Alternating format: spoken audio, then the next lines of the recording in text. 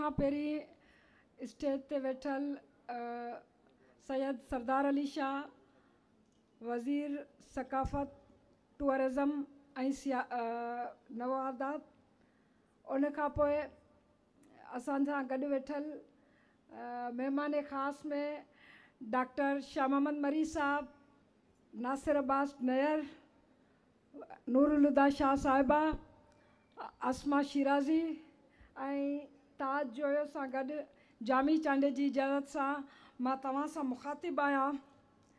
अयाज़ मेलो, अठों अयाज़ मेलो। जेॾी महिल हिन पिंडाल खे असां सजायो पिए त मीडिया वारा अची पुछण लॻा त अठे अयाज़ मेले जी ख़ुसूसियत ॿुधायो, कामयाबी जी का ॻाल्हि ॿुधायो।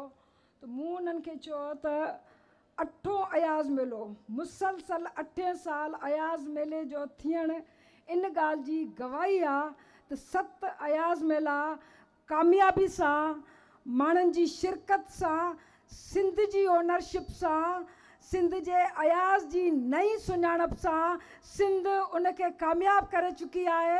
ऐं उन कामयाबी जे करे असां ते फ़र्ज़ु आहे त असां 8 बि कयूं, 9 बि कयूं, पर जेसितोणी असां हयाती आहियूं तेसितोणी ही अयाज़ मेलो हिन पिंडाल में त ठहियो, पर मां सम्झां थी त सॼी सिंध में थियणु खपे। अॼु मेज़बान जी हैसियत में, अयाज़ मेलो कमेटी जी मेंबर जी हैसियत में ऐं हिन खाना बदोश राइटर्स कैफ़े जे संभालींदड़ जी हैसियत में मां तव्हां सां अॼोके ॾींहं में सिर्फ़ु 2 टे ॻाल्हियूं करणु चाहियां थी। ऐं उहे 2 टे ॻाल्हियूं छा आहिनि त अयाज़ मेलो मुंहिंजी नज़र में छा आहे, अयाज़ मेलो कंसीव कीअं थियो, अयाज़ मेलो हाणे सुभाणे जी सिंध कीअं तख़लीक़ कंदो। त अयाज़ मेलो रिवायत खां वधीक, रिवायती मेला घणेई थींदा आहिनि। हाणे रिवायती मेला लतीफ़ खां वठी कलंदर ताईं, कलंदर खां वठी पाकिस्तान जे वॾनि शहरनि में मेला थी रहिया आहिनि, पर अयाज़ मेलो रिवायत खां वधीक हिकु जोश, जज़्बे, उत्साह ऐं जशन जो नालो आहे। ही सिर्फ़ु आम रिवाजी ऐं रिवायती मेलो न आहे। अयाज़ मेले जे कारज जे बारे में जॾहिं बि डिसंबर ईंदो आहे सॼी सिंध में सवाल उथंदा आहिनि ऐं उहे सवाल तनक़ीदी बि हूंदा आहिनि, उहे सवाल कॾहिं कॾहिं चिथर वारा बि हूंदा आहिनि ऐं उहे सवाल कॾहिं हक़ीक़ी तौर ते अयाज़ जा चाहींदड़ बि पुछंदा आहिनि त अयाज़ मेले जो कारज छा आहे ऐं अयाज़ मेलो छो थो थिए। हर दफ़े साॻिया माण्हू छो था ॾिसूं ऐं हर दफ़े साॻे क़िस्म जूं तक़रीरूं आहिनि, साॻे क़िस्म जो आहे। त मां इहो ॿुधाइणु थी चाहियां त अयाज़ मेले जो कारज घण रुखी आहे, हिन जो को हिकिड़ो मक़सदु कोन्हे। अयाज़ मेलो जेको अयाज़ जे नाले सां शुरू थियो हुयो, हाणे समाज जी नए सिर तामीर में पंहिंजो हिसो विझी रहियो आहे। सभिनी जी लगन ऐं महिनत खां वधीक अयाज़ मेले जी सघ, अयाज़ मेले जी कुवत ऐं अयाज़ मेले जी कामयाबी ॿियो केर बि न, असां सभु उन जा शरीक आहियूं, असां सभु उन जा मल्हाईंदड़ आहियूं। पर अयाज़ मेले जी जेका सघ आहे उहो अयाज़ जो पंहिंजो फ़िक्री ऐं फ़नी असासो आहे, जंहिंजे करे हर साल हीउ अयाज़ मेलो अॻे खां वधीक जेका असां कामयाबी सां मुनक़द थींदो रहियो आहे। छा ही नई सिंध जो मौजूज़ो न आहे त अयाज़ पाण बि विरहाङे खां पोइ सिंधी समाज जी नए सर अॾावत जो मामार रहियो आहे। ख़ासि तौर ते विरहाङे खां पोइ पंजाब जी धरती विरहाई वई हुई ऐं सिंध जो समाज विरहाइजी वियो हुयो, जो सिंध जे समाज मां विचोलो तबिको हिंदुस्तान लॾे वियो हुयो। सिंध विरहाङे खां पोइ पंहिंजी पुराणी शिनाख़्त विञाए, पंहिंजो विचोलो तबिको विञाए हिकिड़ी नए बहिरानी कैफ़ियत में हुयो, समाजी तरीक़े सां, समाजी जोड़जक जे हवाले सां। ऐं उन तामीर में कि नए सिर उन समाज खे पंहिंजी शनाख़्त ॾेई, पंहिंजी हिस्टोरिसिटी सां, पंहिंजी तारीख़ियत सां ॻंढे उनखे नई शनाख़्त ॾियण में मां सम्झां थी त अयाज़ उन्हनि मौमार माण्हुनि मंझि आहे जंहिंमें मां बार बार ज़िक्र कंदी आहियां त सियासी मोर्चे ते साईं GM सैयद, रसूल बख्श पलीजो साहब ऐं हैदर बख्श जतोई, जेके 2 मुख़्तलिफ़ फ़िक्री तरीक़े सां मुख़्तलिफ़ सियासी फ़िक्र सां तालुक़ु रखंदड़ हुआ। उन्हनि खे ख़बर हुई त हिन विरहाङे सिंधी समाज जो नुक़सानु केॾो कयो आहे। ऐं उन्हनि जॾहिं सिंधी समाज जी अॾावत शुरू कई त उन सिंधी समाज जी अॾावत में उन्हनि जे आवाज़ खे शाइरीअ में, उन्हनि जी आवाज़ खे आम माण्हू जी लफ़्ज़नि में, उन्हनि जी आवाज़ खे फ़न ऐं फ़िक्र में जेका विझंदे उनखे शेख अयाज़ सिंध जी कुंड कुर्छ ताईं पहुचायो। ऐं मूंखे चवण में को हर्ज न आहे, मां सम्झां थी त शेख अयाज़ उन वक़्तु हिकिड़ी नई सिंध जेका मुतहद थी रही हुई, उन नई सिंध खे मुतहद करण में ॿिए सभ खां वधीक शेख अयाज़ जी पंहिंजी शाइरी जो कमु रहियो आहे, जंहिं सॼी सिंध खे मुतहद कयो। छाकाणि त सियासी पार्टियूं, सियासी कारकुन, सियासी अॻवान अॼु बि मौजूदु आहिनि, पर अॼु शेख अयाज़ जी शाइरी वरी उहो मोर्चो साबित थी रही आहे त मुख़्तलिफ़ नज़रियनि सां तालुक़ु रखंदड़ मुख़्तलिफ़ सियासी गिरोह अॼु अयाज़ जे नाले ते अयाज़ मेले में शरीक थियनि था। अयाज़ खे ईअं ई ऑन कनि था जीअं सिंध खे ऑन कनि था। अयाज़ जी शाइरी अॼु बि सिंध जी ईअं ई ज़बान आहे जीअं उहा अॻे रही आहे। तोड़े जो असां वटि अयाज़ हींअर जिस्मानी तौर ते मौजूदु न आहे। सो मां सम्झां थी ही 8हों अयाज़ मेलो मुसलसल 7 सालनि खां पोइ सिंध जे जदीद समाज जी नई अॾावत में हिकु छलांग आहे, जो अयाज़ मेले खां अॻु में सिंधी ॿोली जे अदीबनि जे हवाले सां कंहिं क़िस्म जो मेलो, कंहिं क़िस्म जो को अदबी या समाजी तहरुक मौजूदु न हो।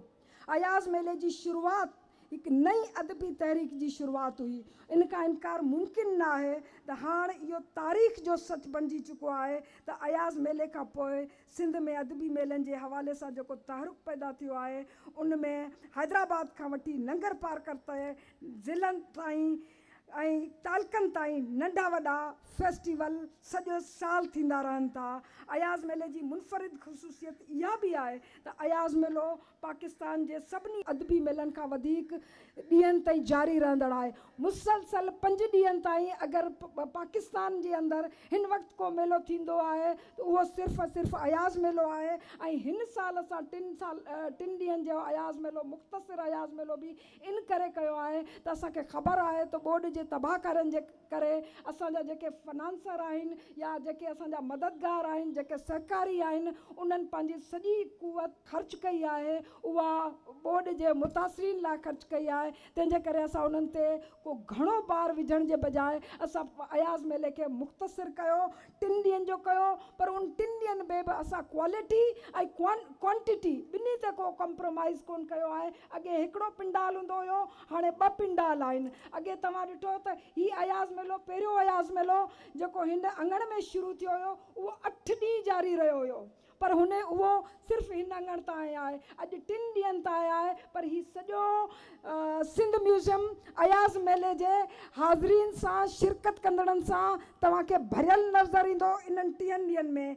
त अॼोके मेले जे हवाले सां मां इहो ज़रूरु चवंदसि त असांजे कंहिं बि तरीक़े सां न फ़नकारनि जो तादाद, न ई हिते अदीबनि जो तादाद घटियो आहे।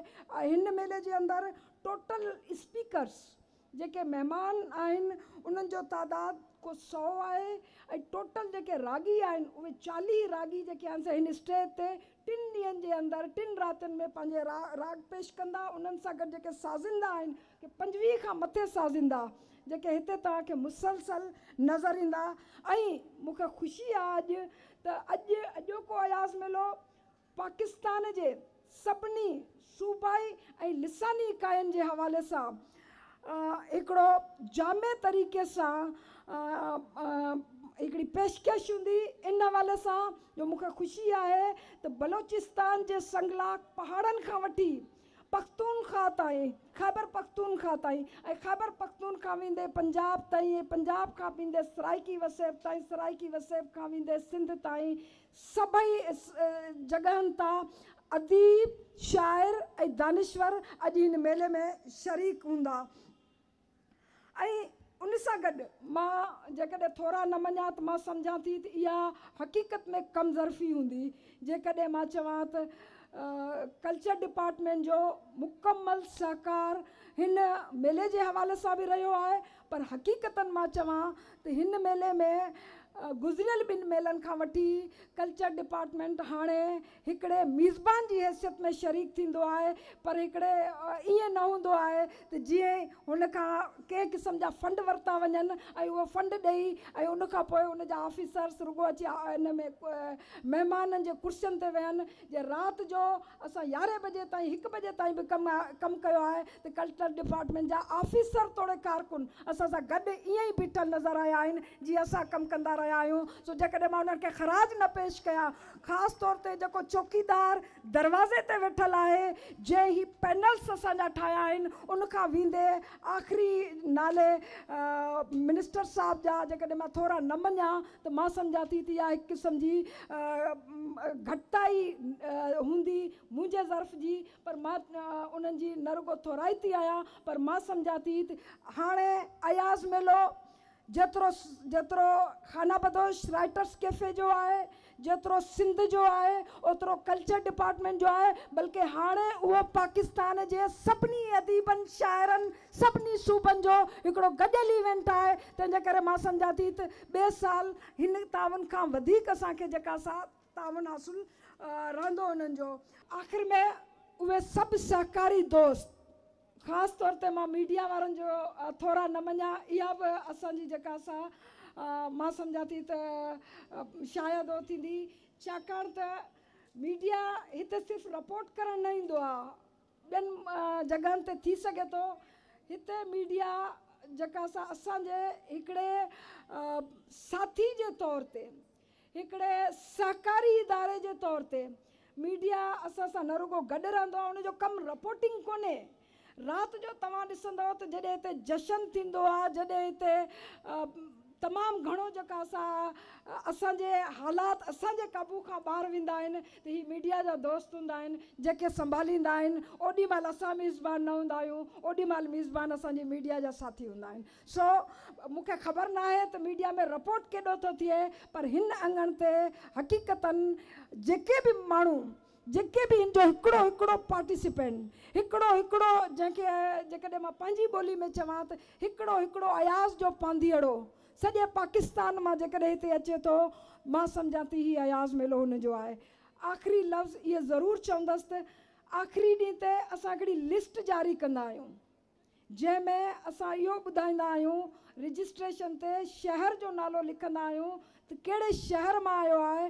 त मां तव्हांखे ॿुधायां त खुसदार खां वेंदे इन ताईं गिलगित ताईं असां वटि जेके महिमान अचनि था, पाकिस्तान जो को सूबो, पाकिस्तान जो को ख़ितो अहिड़ो कोन्हे जितां उहे महिमान अगरि सिंध में मौजूदु आहिनि, अगरि हैदराबाद में मौजूदु आहिनि ऐं उहे अयाज़ मेले में शरीक न थियनि। असां हिन दफ़े बि चवंदासीं, इहे नाला ज़ाहिर कंदासीं, पर गुज़िरियल साल जी मां फिगर ॿुधायां त गुज़िरियल साल सिंध खां अलावा 45 जेके असां शहरनि मां पाकिस्तान जे ॿियनि 45 शहरनि जा पार्टिसिपेंट हिन अयाज़ मेले जा शरीक रहिया।